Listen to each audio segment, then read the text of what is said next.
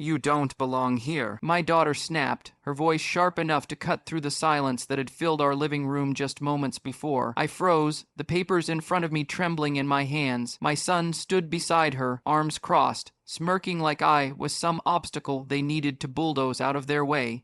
Their eyes, once full of childhood innocence, were now cold and calculating, as if they saw me as nothing more than a hurdle to get to their inheritance. For years, I had believed family meant loyalty, respect, love, not this. But here they were, demanding I sign over the house we'd built with sweat and tears, insisting it be split equally between them. No room for negotiation, no consideration for me, the one who had given them everything. I looked at the lawyer sitting stiffly beside me, the one I had hired to protect my interests, hoping for some guidance, but even he seemed unsure. Caught between the legal technicalities and the raw emotions of a family tearing apart, my heart pounded in my chest. Was this really happening? My own children, ready to force me out of my home, speaking as if I was a stranger. I swallowed hard, tears threatening to spill. You don't understand. I began, voice trembling. This house isn't just bricks and mortar. It's memories, your childhood, your laughter, your first steps. But my daughter cut me off. It doesn't matter anymore. We want our share. Now, the room felt colder than ever. I realized then that the person I thought I knew best, my own flesh and blood, had changed. Or maybe they had revealed their true selves. I had to make a choice, give in and lose everything, or fight back even if it meant going against the people I loved most. Little did they know, the house wasn't theirs to claim just yet. I had a secret that would turn their world upside down.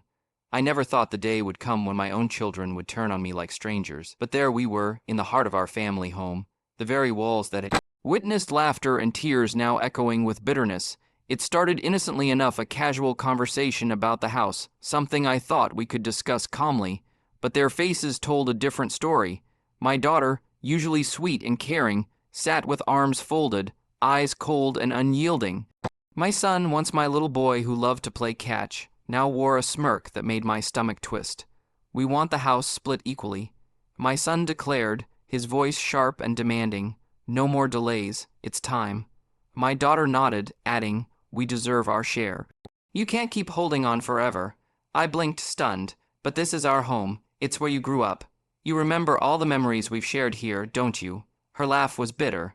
Memories don't pay the bills, Mom. We have our own lives now. It's time to move on. I glanced at my husband, who had always been the peacemaker, but even he looked defeated.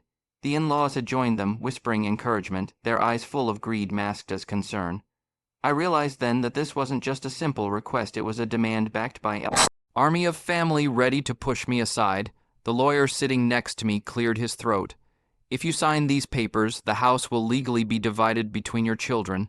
It's a straightforward process. I felt my hands start to shake, and if I don't sign. He looked hesitant, then it could get complicated, potentially draw out legal battles. My daughter's voice cut through the tension like a knife. Sign now, or we'll take it to court. We're prepared for that. I wanted to scream, to beg them to remember the family we once were, but their faces were stone. I was no longer the mother they knew, just a barrier standing between them and what they thought was theirs. Tears welled up as I picked up the pen, but before I could make the final decision, a thought struck me. There was something I hadn't told them. Something they never expected, because the house wasn't theirs to claim just yet. As I sat there, pen hovering over the papers, my mind couldn't help but wander back to the years leading up to this moment. The subtle shifts in my children's behavior, the cracks in what I thought was an unbreakable bond. At first, it was little things, a careless comment here, a raised voice there.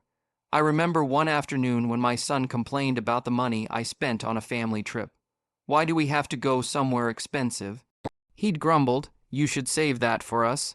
I had laughed it off then, thinking it was just teenage frustration, but looking back, it was the first flicker of a greed that would grow stronger with time. Then came the visits from their in-laws. At first, I welcomed them warmly, believing they cared for my children, but slowly I noticed the subtle whispers behind closed doors, the looks exchanged when money or property was mentioned.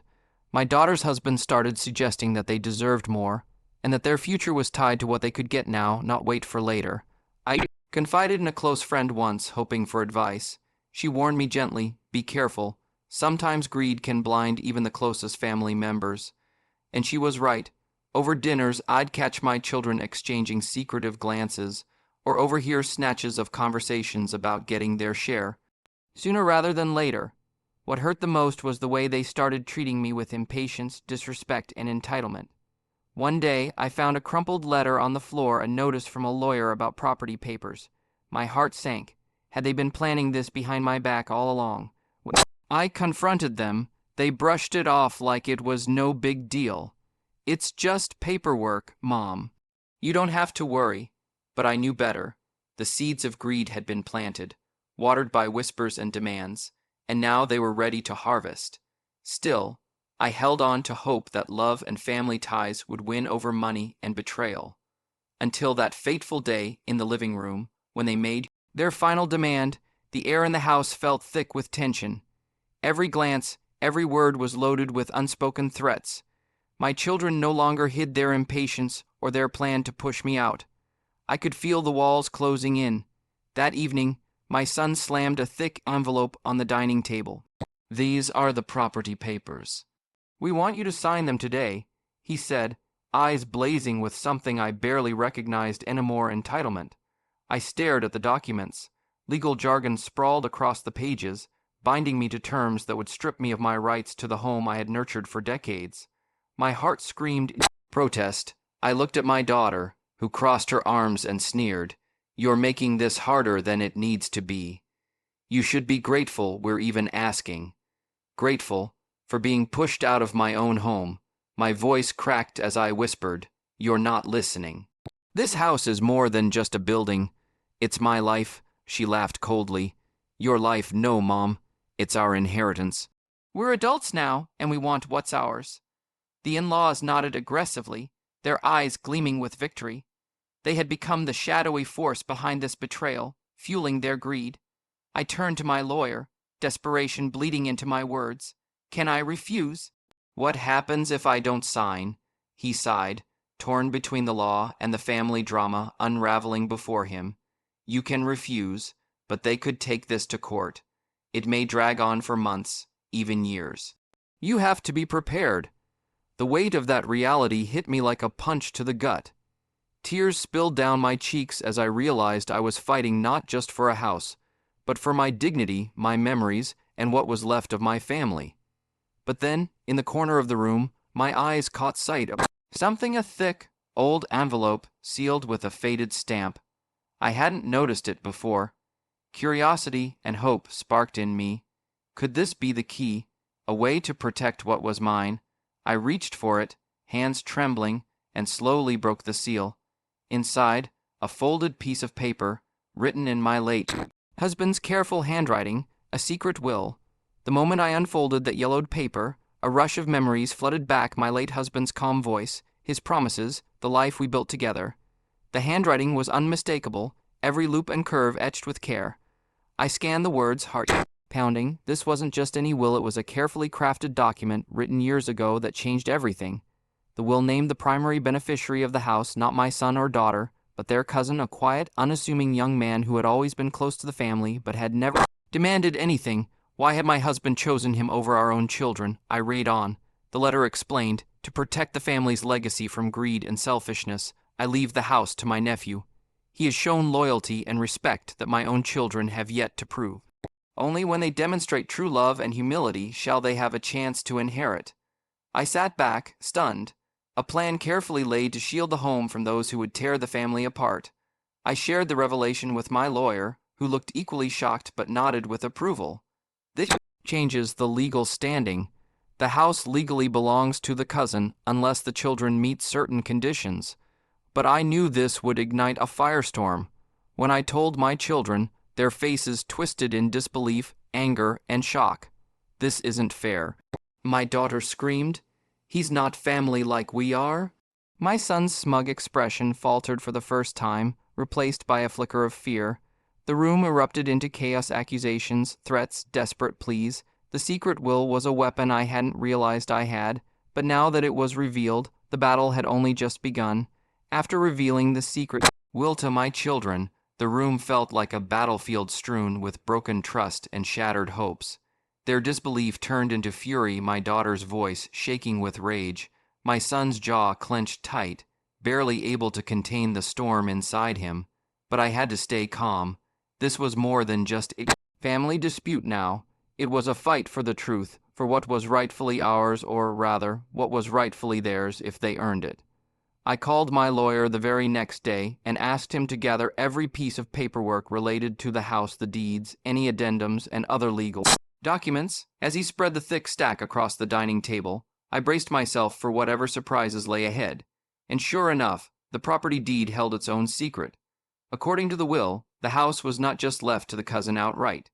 There were conditions, strict ones, attached to the inheritance. The deed revealed that the cousin had full legal ownership, but only until my children could prove themselves worthy. Until then, the cousin was the rightful guardian, tasked with protecting the house from greedy hands. My lawyer explained, this kind of conditional ownership is rare, but legally binding. It means your children have no immediate claim, and if they want to challenge it, they'll face an uphill battle. I felt a strange mix of relief and worry. Relief because I had a shield against their demands. Worry because this would only deepen the wounds. When I shared this with my children, their reaction was explosive. How could he do this to us? My daughter yelled, pacing the room. He was supposed to protect us, not give everything to some cousin we barely know. My son wasn't far behind. This is a betrayal. We're going to fight this in court no matter what. That's when the cousin entered the picture. We arranged a meeting, a tense, awkward moment where the person at the center of this storm finally stepped into the light. He was nothing like the greedy, scheming person my children had imagined. Quiet, respectful, and surprisingly humble. He didn't want the house for himself, he said. He only wanted to honor my late husband's wishes. I don't want to come between family, he said softly, but I will protect this home, as Uncle asked. Hearing those words struck a chord in me, for once. Here was someone who truly cared about the family's legacy, not the money, but the memories and love attached to the house. My children, however, were unmoved. Their bitterness had grown too deep. As the meeting ended, I could feel the tension rising again. The children left with clenched fists and angry glances, while the cousin stayed behind, calm but firm. That night, my lawyer called. They're already planning to file a legal challenge. This will get ugly fast. I swallowed hard. This was no longer just about a house, it was about family, loyalty, respect, and justice. And the road ahead was going to be harder than I ever imagined. The days following the meeting with the cousin were a whirlwind of anxiety and preparation. Calm before the storm felt heavy in the air, like the quiet before a thunderclap. I knew the battle wasn't over, far from it. That afternoon, I met with my lawyer again, this time in his office, a small, cluttered space filled with law books and case files. His expression was serious, almost grave, as he laid out the reality of the situation. You're facing a difficult fight. He began, his voice low but steady. Your children are determined, and with lawyers on their side, they won't back down easily. I nodded, swallowing the lump in my throat, but the will and the deed, don't they give us the upper hand? They do, he admitted, but legal battles over family inheritance are rarely straightforward. Emotions run high, evidence can be challenged, and the court often looks at what's fair, not just what's written on paper. I felt a cold shiver. Fair? How could greed ever be fair? He continued, your children could argue that the will is invalid, or that the conditions placed on the cousin are unreasonable. They may even accuse him of conspiring to keep the property from them. I closed my eyes, picturing the nightmare unfolding courtrooms filled with harsh words, family secrets dragged into the light, and relationships shattered beyond repair. Is there anything I can do to prevent this? I asked desperately. Standing your ground is the first step, he replied, but it's equally important to prepare for all outcomes. You need to keep detailed records, gather witnesses who can attest to your late husband's intentions, and be ready to fight emotionally and legally. I thought of the cousin, quiet and respectful, and hoped he would stay strong. I also thought of my children, the faces I loved but barely recognized now. My lawyer's phone buzzed suddenly. He glanced at the screen, then back at me. They've already started moving. There's a notice of intent to file a claim against the will. They want to force a settlement. My heart sank. The war had officially begun. He leaned forward, lowering his voice. You need to be careful. Family battles like this can destroy everything: relationships, reputations, even your peace of mind. Are you ready for that? I swallowed hard, feeling tears prick my eyes. I have to be. For the house, yes, but more than that, for the truth. He nodded solemnly. Good. But remember, you're not alone. You have allies, friends, the cousin, and people who believe in what's right. That night, as I lay awake, I felt the weight of his words pressing down on me. The people I had trusted, the family I had loved, were now the very source of my pain. But somewhere deep inside, a small flame of hope flickered. Maybe, just maybe, this storm could clear the air and bring some kind of peace. Or maybe it would burn everything to ashes. The moment we received the first legal notice, I knew the fight had truly begun. The papers, cold and official, arrived like a thunderclap, a formal declaration that my own children were taking me to court. My heart felt heavy, crushed under the weight of betrayal. How could they do this? The people I had raised, loved, and sacrificed for were now my opponents. The lawyer who represented them was sharp and relentless. From the very first hearing, it was clear they were prepared to go all the way. Their argument was simple. The secret will was a trick, a fabrication designed to cheat them out of their rightful inheritance. They called witnesses who painted me as a controlling parent, unwilling to share what was rightfully theirs. The courtroom buzzed with tension every time their side spoke. I felt exposed, vulnerable, but my lawyer was just as fierce. He presented the original will, the property deeds, and testimonies from friends and family who knew my late husband's true wishes. The cousin, though quiet, showed up for every session, his presence a steady reminder of the man's loyalty. Outside the courtroom, the war wasn't any easier. I could feel the strain in every interaction. Friends who had once offered comfort now whispered about the scandal. Family gatherings became battlegrounds, with relatives taking sides. Even my own children seemed to change with each passing day. The warmth in their eyes vanished, replaced by cold determination. They no longer saw me as their mother, but as an obstacle to overcome. One afternoon, as I left the courthouse, a close friend grabbed my arm. "Stay strong," she whispered. "You're doing what's right, but this fight, it's going to test you." And test me it did. At home, the silence was unbearable. I would catch my son glaring at me from across the room, or overhear my daughters speaking harshly to their spouses. The home felt less like a sanctuary and more like a prison. One night, I found a letter slipped under my door. No signature, just a warning. Give up the fight or lose everything. Fear and sadness flooded me. How far were they willing to go? But I refused to back down. This house wasn't just a building, it was the legacy of love and sacrifice that no legal battle could erase. In the middle of the storm, the cousin became a surprising beacon of calm. Until now, I hadn't really understood who he was to my family, or why my late husband had trusted him so much. His name was Adil, quiet, humble, and always respectful. Growing up, he was more like a younger brother to my children than rival. He visited often, helped out quietly without ever asking for anything in return. When the legal battle started, Adil showed up not as a fighter, but as a peacemaker. He never raised his voice or tried to provoke. Instead, he listened patiently, spoke thoughtfully, and carried himself with a dignity that made everyone take notice.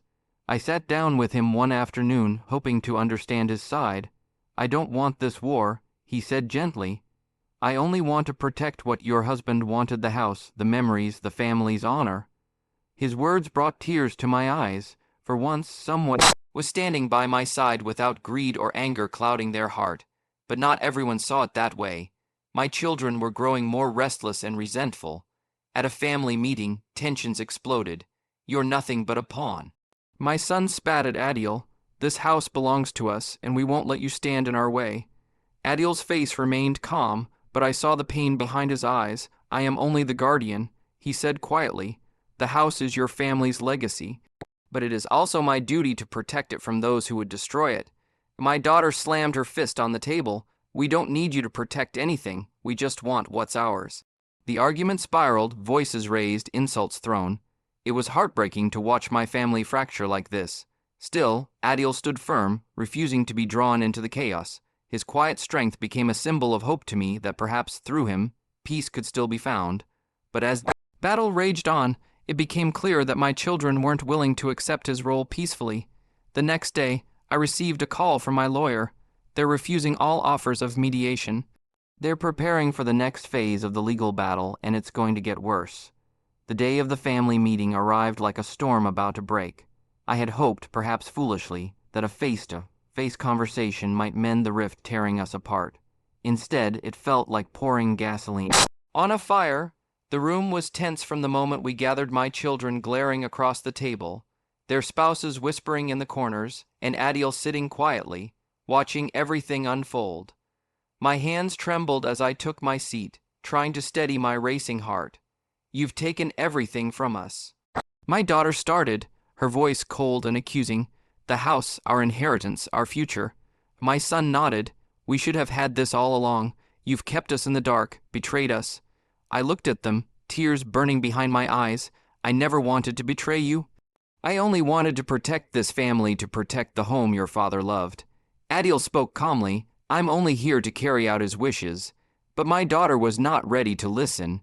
"You don't belong here," she shouted suddenly, pointing at me. The words cut deeper than any knife. I sat back, stunned, feeling years of love and sacrifice crumble in an instant. "Enough," I finally said, voice firmer than I felt. "If you think this is about money, you're wrong. It's about respect, trust, and loyalty, things you've forgotten." They stared, shocked by my sudden strength. "I have something to show you all," I continued, reaching into my bag and pulling out another envelope thicker, heavier than the last. "This is a copy of a new will, one I prepared after discovering the truth about your behavior."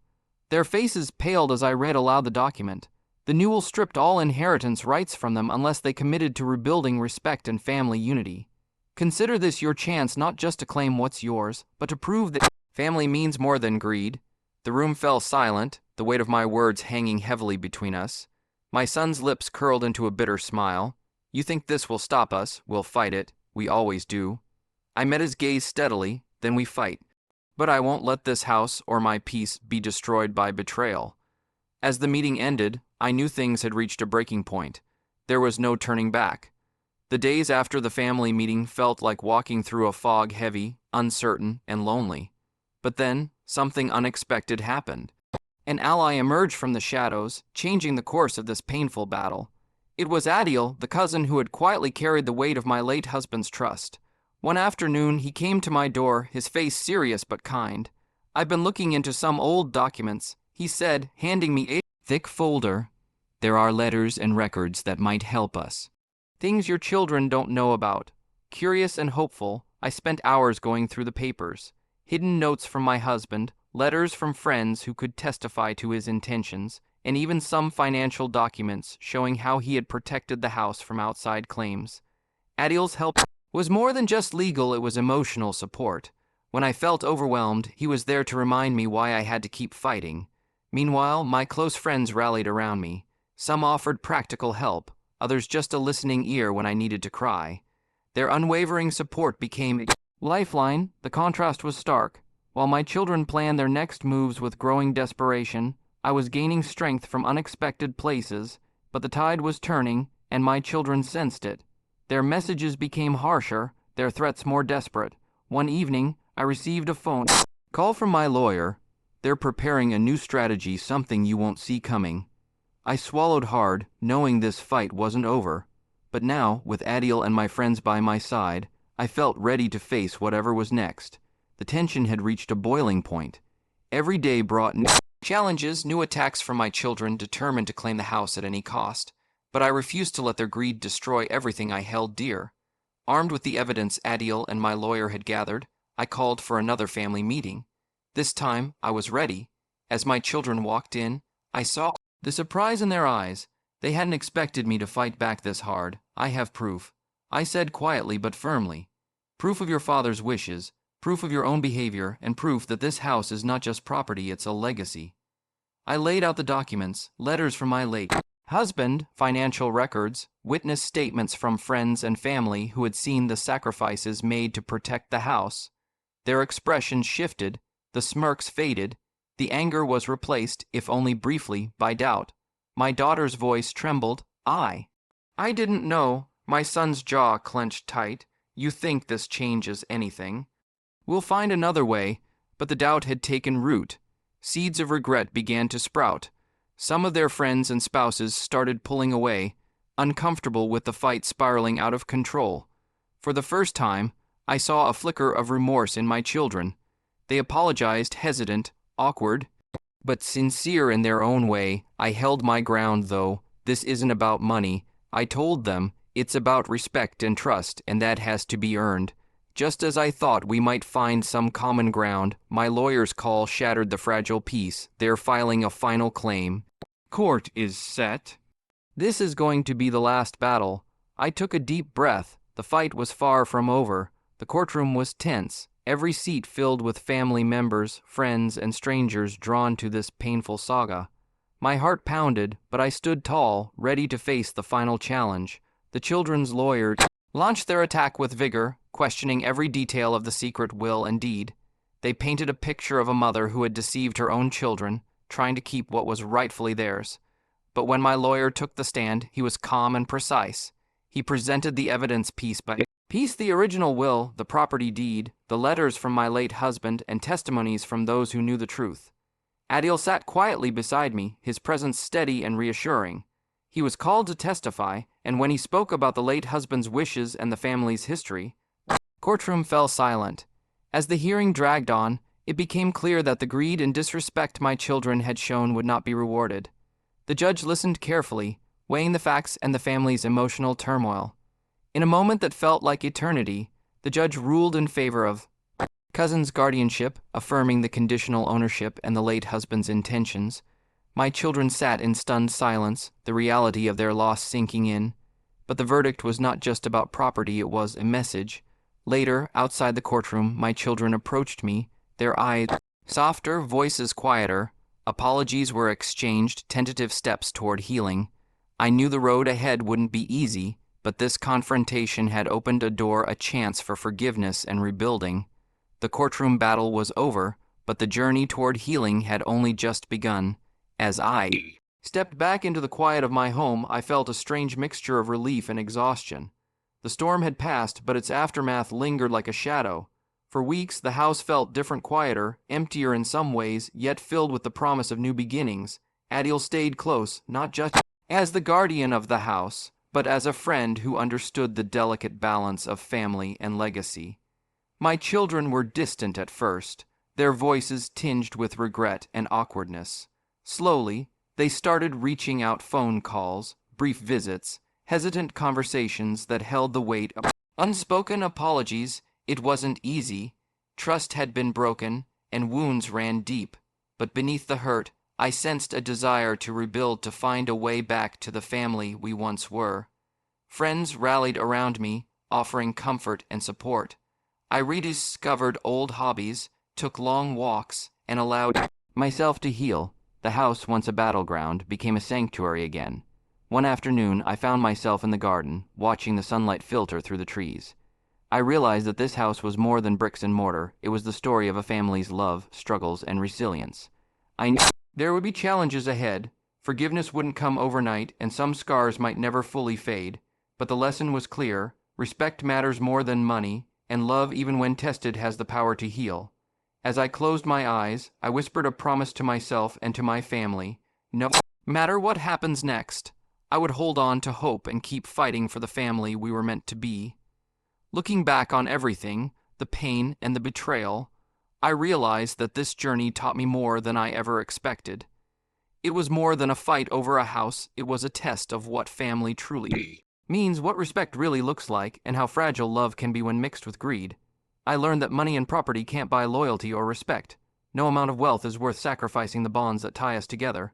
It's heartbreaking to see how quickly people you love can change when their focus shifts from family to fortune. But I also learned about resilience, about standing firm when everything feels lost, about finding strength in unexpected places, like in Adil, the cousin who became a guardian not just of property but of hope. Sharing these lessons has been hard. I spoke openly with my children when the dust settled. We talked about mistakes, regrets, and the path forward. It wasn't easy. Tears flowed, voices broke, but those conversations were the start of something new. I also shared my story with friends and neighbors, hoping that others might learn from our experience. I wanted people to know that family isn't perfect, and betrayal can happen even in the closest relationships. But healing is possible, and respect can be rebuilt, step by step. Most of all, I want anyone listening to remember this. Respect matters more than money. It's the foundation of any relationship, the key to true inheritance not just of property, but of love, trust, and dignity. The house still stands, filled with memories and the promise of new beginnings. And as we move forward, I hold on to the hope that one day our family will be whole again. As I sit here now, reflecting on everything that has happened, I realize how much this journey has changed me. The betrayal, the fight, the heartbreak, all of it has shaped who I am today. But more importantly, it has taught me what truly matters in life. I lost a lot during this battle: the trust of my children, the comfort of family harmony, and for a while, my own peace. But through it all, I gained clarity. Money and possessions are temporary. They come and go, but respect, love, and dignity are priceless. When those are lost, no inheritance, no matter how big, can replace them. I want to leave you with this final truth. Family is about more than blood or property. It's about respect. It's about standing by each other even when times are tough. And it's about forgiveness even when it seems impossible. My children and I have a long road ahead. Healing doesn't happen overnight. Now they know the cost of betrayal, and I hope they've learned the value of respect. If there's one thing I want you to remember from my story, it's this: respect matters more than money, and now they know it too. Thank you for listening to my story. If you've been through something similar, know you're not alone. Hold on to hope, fight for what's right, but never lose sight of love.